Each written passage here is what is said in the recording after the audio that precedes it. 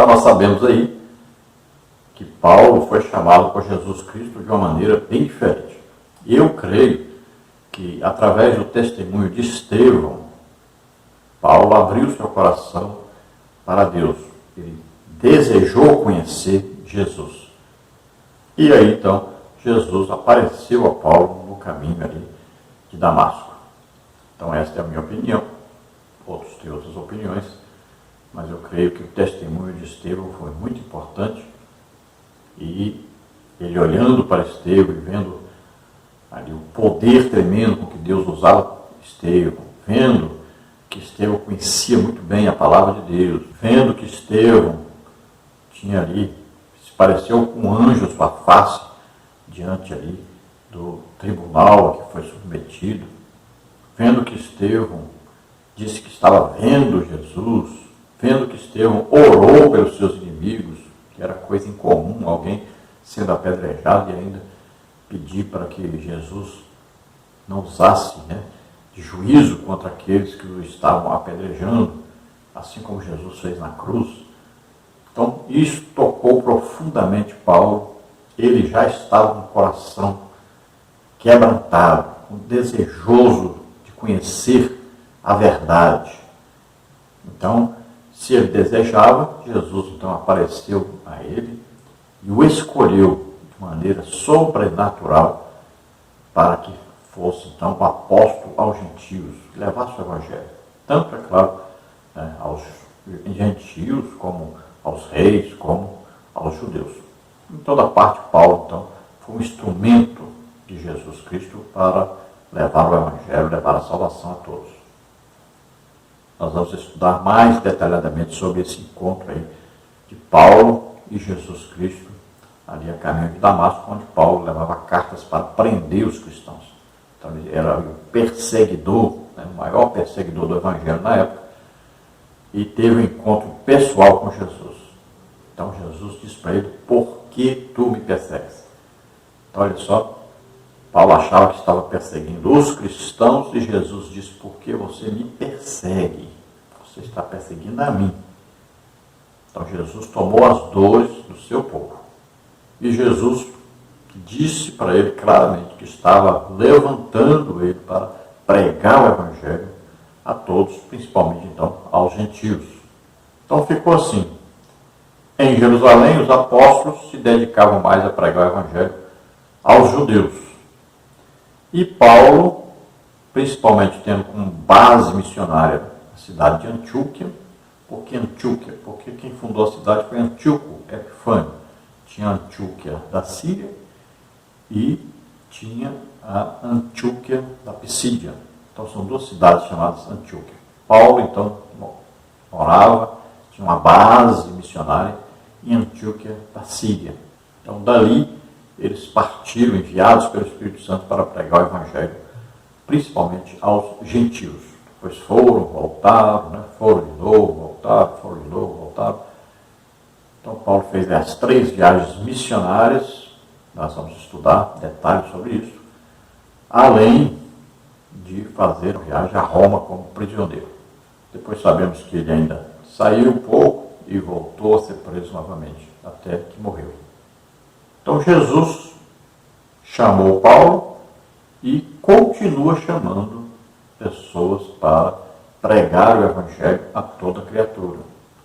Em João 15,16, Jesus disse bem claro: não fostes vós que me escolhestes, mas eu é que escolhi a vós para que vades e deis fruto e o vosso fruto permaneça.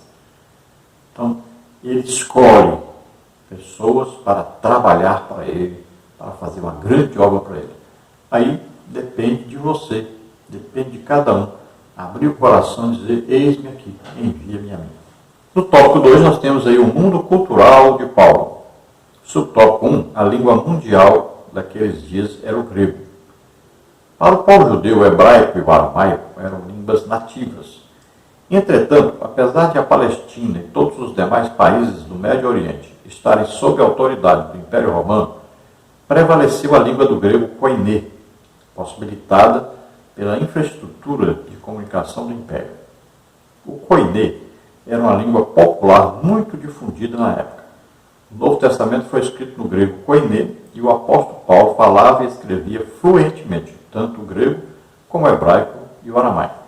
Utilizando o grego, Paulo teve uma formação básica em Tarso e posteriormente foi levado por seu pai, que era judeu, pertencia ao grupo dos fariseus em Jerusalém, para aprender e conhecer em profundidade a Torá aos pés do rabino Gamaliel. Aqui é possível refletir acerca do uso das principais línguas do mundo, inglês, francês, espanhol, mandarim, para a obra da evangelização. Então sabemos que a língua materna dos hebreus era hebraico.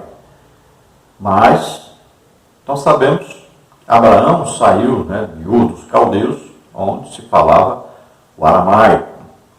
Sabemos que o povo descendente de Abraão falava hebraico, os judeus falavam hebraico.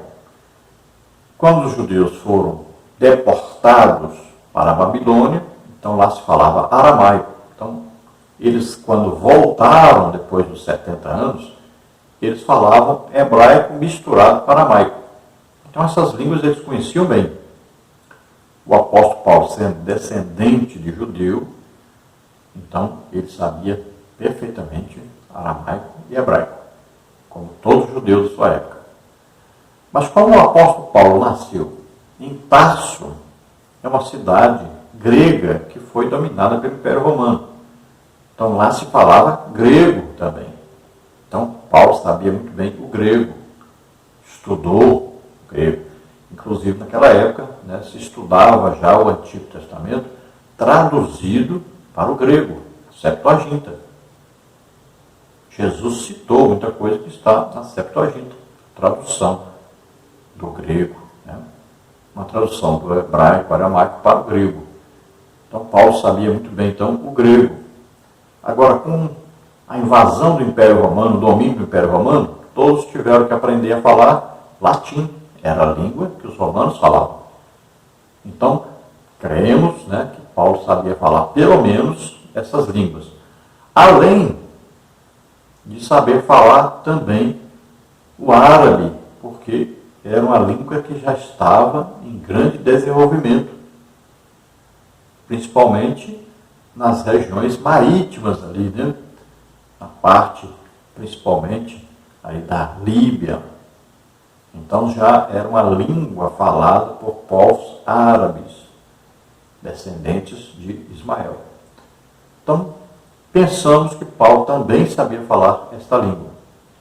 Veja só que era um homem muito bem preparado e Jesus não escolheu à toa. Jesus escolheu uma pessoa que poderia levar o Evangelho a todos os gentios. E uma pessoa que tinha profundo conhecimento das Escrituras, porque ele foi ensinado lá em Jerusalém, aos pés de Gamaliel, que era um grande mestre da lei, que ensinava realmente toda a lei, a Torá, aos seus alunos. O domínio antes do Império Romano, o domínio grego, através de Alexandre o Grande, levou as nações, todas aquelas nações que foram dominadas por Alexandre, todos eles viram então a língua grega assumir como língua falada por todos os povos da época. Assim como é o inglês hoje falado em qualquer lugar do mundo, naquele tempo era o grego. Então era o grego koiné, não é o grego que se fala hoje na Grécia, mas era um tipo de grego parecido com o que se fala hoje, mas com algumas coisas diferentes. Então, esse grego koiné é que foi usado para traduzir o Antigo Testamento e também para se escrever o Novo Testamento. Então, o Novo Testamento todo é escrito em grego koiné. Hoje nós temos como línguas principais, aí, inglês, espanhol, francês, mandarim, e devemos aprender. Em cursos, por exemplo, de missionários, os missionários devem aprender a língua de outros países. Já deve chegar no outro país já sabendo falar muito bem a língua daquele país. Isso vai facilitar muito a evangelização, a transmissão do Evangelho para outros povos. Então é muito importante estudar as línguas dos países, E nós temos como principal meta hoje a janela 1040, onde se fala muito árabe. Então é preciso ensinar muito bem essa língua para que o Evangelho seja levado a esses povos que não conhecem Jesus, nunca nem ouviram falar o nome de Jesus. Como hoje o principal país, o maior perseguidor do Evangelho é a Coreia do Norte, também temos que investir nisso, em aprender então a língua coreana e levar o Evangelho aos coreanos. No subtópico 2 nós temos o mundo cultural do apóstolo Paulo. O Império Romano respeitava a diversidade religiosa desde que se respeitassem os deuses do Império. Em Roma havia os cultos a entidades gregas como Eleusis, Dionísio, Atis, que se integravam com divindades egípcias como Osíris, Ísis, Serapis, bem como as divindades orientais, Mitras e Asclépio, uma divindade de cura. Havia divindades da Ásia Menor, sob o domínio do Império em Éfeso, Colossos e Corinto, tais como Diana, Artemis e outras mais. Essa diversidade religiosa acabou facilitando a propagação do nome de Jesus pregado pelos apóstolos. A realidade atual das diversidades culturais e religiosas pode abrir caminhos para que, de maneira inteligente, evangelizemos o mundo, nos termos do apóstolo Paulo, no Areópago de Atenas, Atos 17, 15 a 34. Então, o Império Romano, ele dominava as nações, mas ele não proibia as nações a falar a sua língua, a terem os seus próprios deuses, porque eles também tinham vários deuses, né? Mas eles queriam apenas que se respeitasse os deuses deles. Depois é que o Império Romano começou a querer obrigar as pessoas a adorar César, né, e tudo. Mas, durante esse período aí do apóstolo Paulo, então ele poderia pregar sobre Jesus, as nações pensavam o seguinte: é mais um Deus. Então não tem problema, deixa ele falar sobre o Deus dele. Então nós podemos ver esse exemplo aí no Areópago, né? Lá em Atenas, quando Paulo pregou. E Paulo usou então a tática de dizer que aquele Deus desconhecido que estava ali, tinha um altar para esse Deus desconhecido, era o Deus que ele pregava. Então, eles falavam: é mais um Deus aí, fala para nós sobre esse Deus, quem sabe nós vamos servir esse Deus aí, vamos adorar também esse Deus. Né? Então eles deixavam falar livremente. E quando deixavam falar livremente, já sabe, o Evangelho penetra no coração das pessoas, né? O Espírito Santo vem e convence do pecado, da justiça e do juízo. A pessoa se converte. Então, Paulo aproveitou a chance, né? Agora, se nós estudarmos a vida do Paulo, nós vamos ver que toda a cidade que o apóstolo Paulo pregava o Evangelho, havia confusão. Todo mundo daquela época que Paulo passou, todos conheciam Paulo, todos ficavam sabendo quem era Paulo, o que ele pregava, o que ele ensinava, os milagres que Deus usava para fazer, e todos sabiam que ele foi perseguido, que foi expulso da cidade, tudo aquilo. Então foi um alvoroço. Paulo foi motivo de alvoroço por todas as cidades por onde passou, e assim o Evangelho cresceu. Muita gente ouvia a palavra de Deus, muita gente foi convertida naquela época. O Evangelho tem que fazer a diferença, tem que ser conhecido. Um homem de Deus tem que ser conhecido, mesmo que seja odiado pela grande maioria, mas ele tem que ser conhecido, tem que divulgar a palavra de Deus, tem que ser um homem tremendamente usado por Deus. Então, falta isso hoje. Nós temos poucos referenciais, muito poucos mesmo referenciais. Aqui as pessoas podem dizer assim: esse é um homem de Deus, que está influenciando a sua época, a sua geração. Ele está transformando vidas, ele está se destacando. Então, são pouquíssimos, infelizmente. Vamos ver, então, subtópico 3, a influência da filosofia grega. Nesse mundo religioso havia influência filosófica grega. Essencialmente, o Império Romano era politeísta, e Paulo referiu-se a isso em 1 Coríntios 8,5. A influência filosófica grega, especialmente do gnosticismo, era muito forte e acabou influenciando o pensamento de muitos cristãos daqueles dias. Os líderes da igreja da época tiveram de refutar com veemência as teorias do gnosticismo, cujos adeptos queriam misturá-las com a doutrina pura de Cristo. Naturalmente, pelo fato de ter vivido naquele mundo, Paulo teve de fortalecer a doutrina cristã sobre Deus, fé, Jesus, Espírito Santo, graça e salvação. O apóstolo, indiscutivelmente, se tornou o grande defensor do Evangelho de Cristo. Como proclamadores do Evangelho, devemos pensar em estratégias a fim de que nossos jovens e adolescentes, bem como a maturidade cristã, possam expressar as razões da fé com mansidão e temor diante dos não crentes. 1 de Pedro 3,15. Então nós sabemos da grande influência da filosofia grega na igreja. Principalmente eles ensinavam o quê? Que o corpo, você pode fazer o que quiser com ele. O corpo não presta, não serve. Você pode fazer o que quiser com ele, não tem problema nenhum.